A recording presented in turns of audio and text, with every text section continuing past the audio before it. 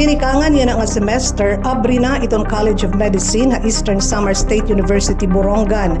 Iniin kataliwan nga ihatagan Commission on Higher Education and approval para itong Doctor of Medicine program.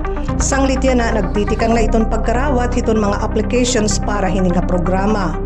First things first, okay, we are again profoundly grateful for the approval yesterday of the CHED Commission in Bank for granting ESU Eastern Samar State University the license to operate the Doctor of Medicine program effective this school year 2026-2027. We consider this as a milestone, a breakthrough. This is a dream come true, in fact, for the entire province of Eastern Samar,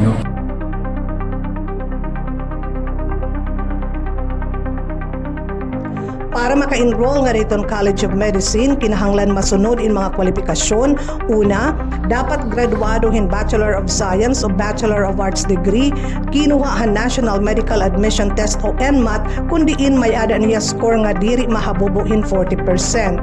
Kung makarawat naman, kinahanglan pumirmahin Return Service Agreement o RSA nga magsiserbi o magtatrabaho dinhi ha Eastern Samar kung maging usa na nga doktor. Target itong universidad nga mag-abri itong College of Medicine yan na nga Agosto 10. Sumalangkan dayo ni CART, andam na itong mga classrooms, laboratory ngan mga pasilidad hiton College of Medicine. Mayada hinidudo nga mga buildings, itong academic building kundi aado itong mga classrooms ngan itong usaa mo naman itong laboratory. Because we have two buildings na ready for the College of Medicine. So we have a separate building for the laboratory, a separate building for the lectures.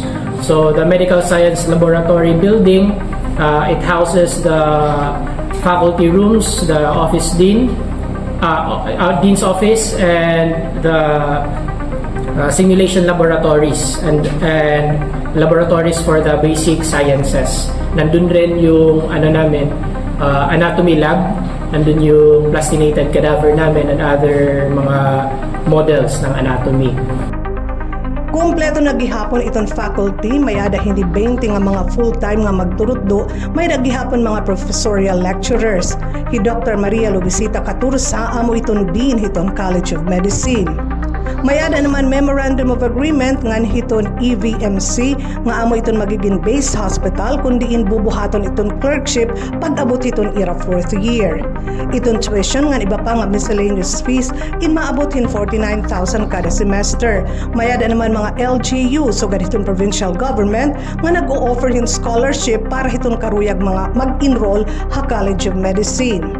Kasumpay hini, ginpasalamatan han universidad, hira 4-piece representative ngan Minority Leader Marcelino Libanan, Congressman Shin Gonzales, nga amo hira nagsalawad han balaod noon, itingog Party List Representative Jude Asidre, ngan Governor Ralph Vincent Ivardone. Ginlalauman nga pinaagihan pag-abri iton College of Medicine, matatagan hinhigayon nga mga makaeskwela iton mga estehanon ngan mabaton iton kakulangan iton mga doctors dinhi ha aton probinsya.